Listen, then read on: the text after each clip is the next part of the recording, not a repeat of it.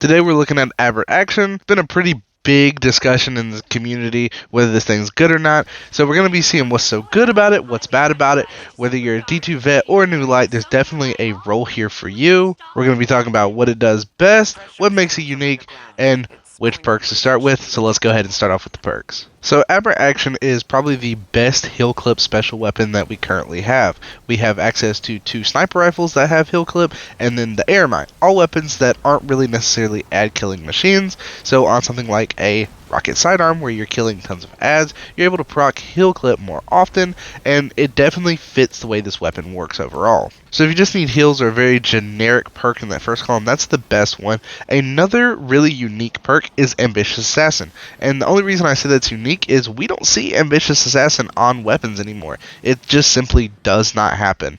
It hasn't been on a special weapon in quite some time. The last one that we saw was Undercurrent, which was just a season ago, but the one before that was a Distant Pull, which is a very forgettable sniper rifle, and then the last good weapon that we actually had receive this perk was Forbearance in Season 16 2 years ago.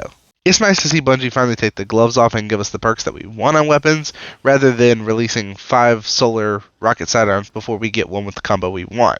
It also has access to Strategist and Pugilist in the first column, so if you are using some kind of melee build or some kind of class ability build, which is what you're seeing in the gameplay footage with my Warlock and Helion, you'll be able to get that ability back faster when you have Strategist on this weapon. And a really cool thing is if you're running this weapon with Incandescent and you have Ember of Singeing on the solar subclass, every time you scorch a target with the Incandescent explosion, it grants you a faster class ability charge rate. And it's got some great synergy there. With us talking about Incandescent, let's go ahead and hop into the next column of perks. Number 1, Incandescent. Obviously, fantastic perk. You kill something, they explode, they apply 30 stacks of scorched in nearby targets. It's just some tick damage, so if they were close enough to get hit by the rocket, but not enough to kill them, the Incandescent explosion will, almost kill them. If that doesn't even work, the Scorch will. And then with this weapon's origin trait, Radiolaria Transponder, rapid final blows cause the target to explode in a pool of Radiolarian fluid. So you'll see that in this footage as well.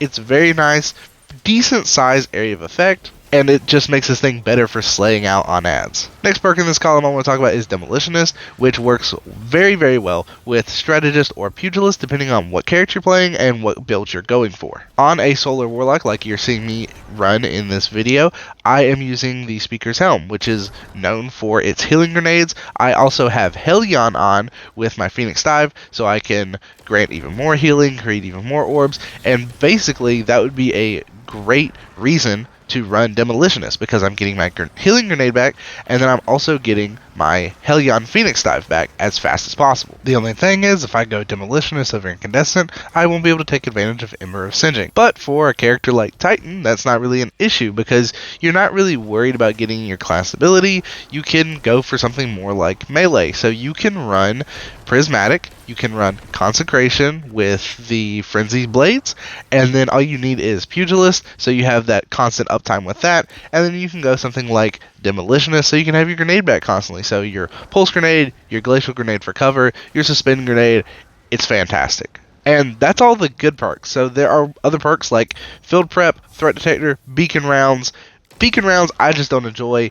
Field Prep, yeah, sure, you can get bonus reserves, but it doesn't really do anything special for like DPS, so that's not really something you need. And then Threat Detectors for Crucible, and this ain't a Crucible weapon. Same goes for the final column, where we have Snapshot and Harmony, which are both Crucible perks, not really great for this. We also have Reverberation, which is final blows with this weapon increase the size of its detonation for a short duration. I don't really enjoy this perk at all, which is why I will never recommend it unless it gets some kind of buff. We also have access to Golden Tricorn, which again you can use, especially if you're using Consecration Titan, but I feel like Incandescent is more valuable than bonus damage, because you're just killing ads, and odds are they're going to die to one shot anyway, so you don't really need that damage buff. And same thing goes for Swashbuckler, which does the same exact thing. You get a kill with Consecration, it'll be ×5, you do 33% more damage. Again, you don't need that damage because you're just killing ads with a weapon like this, not doing DPS, not doing damage, so not really something useful there. So as far as combos go, I'm looking at Strategist or Pugilist with Demolitionist. You can go Pugilist Swash because that does have pretty good synergy. Same thing with Pugilist Golden Tricorn. But again, I do not recommend that because this thing is made for ad slaying, not for nuking bigger enemies. And then finally, we're looking at Ambitious Assassin with Incandescent. And the only reason I recommend those two together is because your kills with Incandescent will count towards Ambitious for those rapid kills, so it's very, very good. Heal Clip is your go-to in that first column when running something with Incandescent, and it's very, very good. And again, Incandescent also works with Strategist Pugilist. If you're running Consecration Titan, you're looking at Pugilist Incandescent.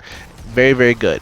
If you are using Strategist, you're on Warlock and you're trying to get your Phoenix Dive, or your Healing Rift in general, or you're on Hunter and you're trying to get your Radiant dodge, or you're trying to get your Gambler's dodge, I recommend Strategist, because not only with Strategist on Hunter are you going to get your Gambler's dodge, but when you use your Gambler's dodge, you're going to get your melee back, which means that you don't need Pugilist. So if you're Hunter, I just recommend going Gamblers for dodging gives you back your melee, and then running Strategist over something like Pugilist. The only character I recommend Pugilist on is pretty much going to be Titan. Thank you guys so much for watching the video, and if you did enjoy, be sure to hit that like button. If you're new, consider subscribing, it would really help me out, and comment down below what you think about this video. And I'll see you guys in the next video, whatever it may be.